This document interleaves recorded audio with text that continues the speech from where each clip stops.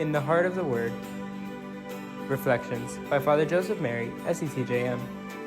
On the daily readings from the Holy Mass.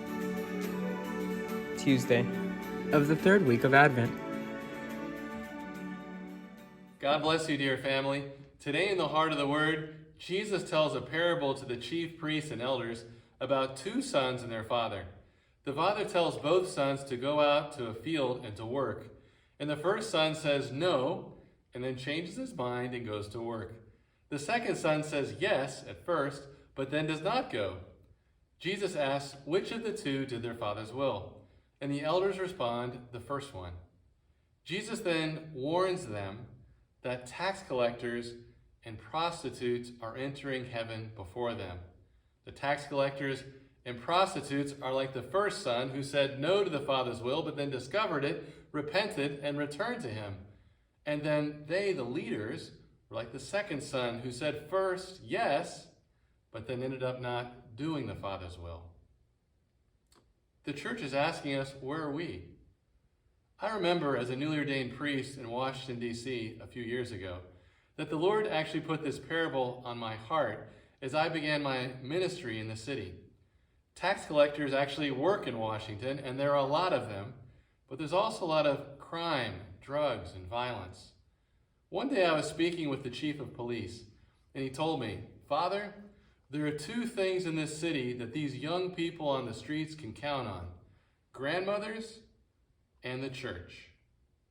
Thank you for your service.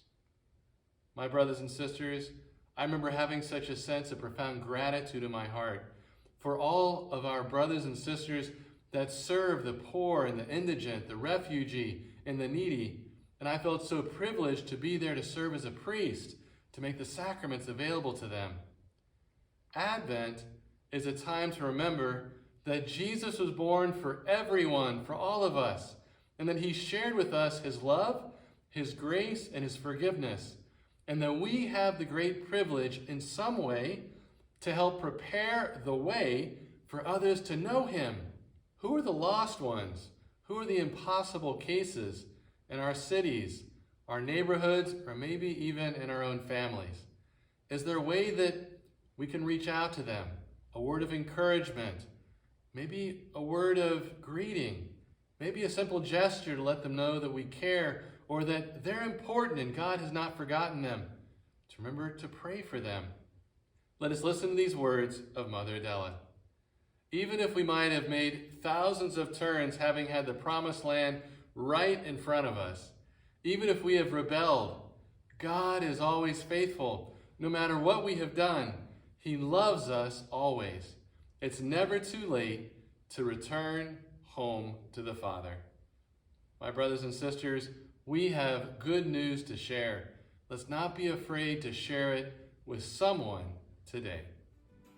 All for the heart of Jesus, through the heart of Mary.